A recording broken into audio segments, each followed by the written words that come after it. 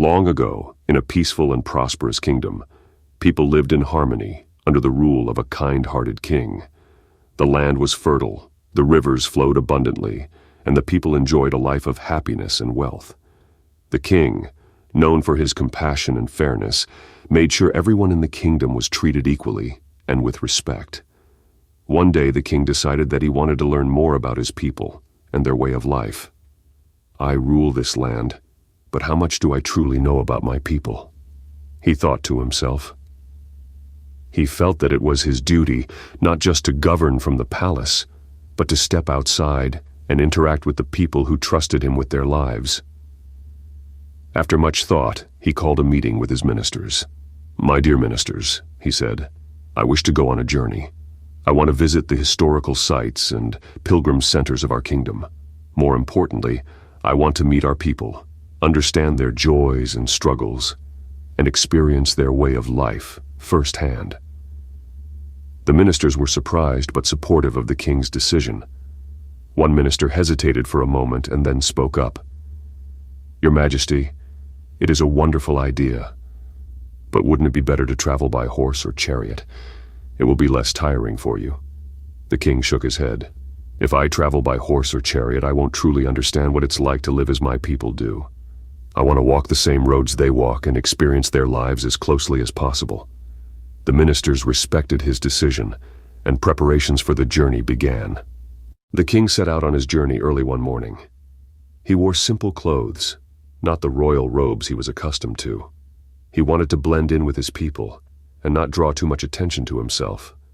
As he walked, he marveled at the beauty of his kingdom. The lush green fields, the singing birds, and the warm smiles of his people filled his heart with joy. In every village he visited, people gathered to meet him. They were overjoyed that their king had come all the way to see them. "Our king is truly a kind and noble man," they said to one another. The king listened to their stories, laughed with them, and even shared meals with them. One day, in a small village, an elderly woman approached the king with a basket of fruits. "Your Majesty," she said, bowing respectfully, "thank you for coming to our village. We are blessed to have a king like you." The king smiled warmly and said, "It is my duty to know my people and ensure their well-being. But tell me, mother, are you happy? Do you have everything you need?" The woman nodded. "We are happy, Your Majesty. We have enough to eat, and our children are healthy. All we ask for is your continued kindness and protection." Hearing this, the king felt a sense of fulfillment. "This journey is teaching me more than I could have ever imagined," he thought. However, as the days turned into weeks, the journey began to take a toll on the king. Walking long distances every day was not something he was used to. The roads in some parts of the kingdom were rough and stony, making the journey even more difficult. One evening, after a particularly long day of walking, the king sat down under a tree to rest. He removed his shoes and looked at his feet, which were sore and covered in blisters. "This pain is unbearable," he said to himself. "How do my people walk on these roads every day? Surely they must be suffering as I am."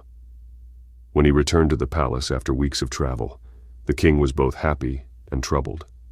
He was happy because he had seen the beauty of his kingdom and the joy of his people. But he was troubled by the condition of the roads. The next morning the king called a meeting with his ministers.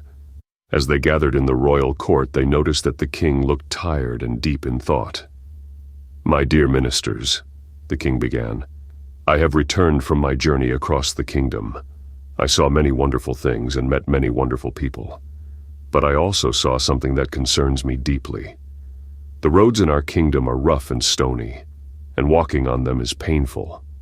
I experienced it myself, and I cannot bear the thought of my people suffering in the same way." The ministers listened attentively as the king continued. "I have decided," he said, "that we must cover all the roads in the kingdom with leather. This will make them soft and comfortable to walk on. No one in my kingdom should have to suffer the pain of walking on rough roads." The ministers were stunned. One of them hesitated but finally spoke up. "Your Majesty, your concern for your people is truly admirable, but covering all the roads in the kingdom with leather will require an enormous amount of leather. Thousands of cows would have to be slaughtered, and the cost would be astronomical. Surely there must be another way. The king frowned. What other way is there? The roads must be made comfortable no matter the cost. At this moment, one of the king's wisest ministers stepped forward. "Your Majesty," he said, bowing respectfully, "may I offer a suggestion?" "Of course," said the king. "What is your suggestion?" The wise minister smiled gently. "Instead of covering all the roads with leather, why not simply cover your feet with leather? A pair of shoes made from leather will protect your feet from the rough roads, and there will be no need to cover the entire kingdom's roads."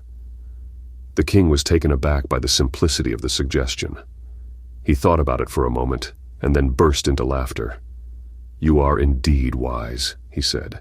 "Your idea is simple, practical, and brilliant. Why didn't I think of it myself?" The ministers all nodded in agreement, relieved that a sensible solution had been found. The king immediately ordered a pair of leather shoes to be made for himself. He wore them and found that walking on the rough roads was no longer painful.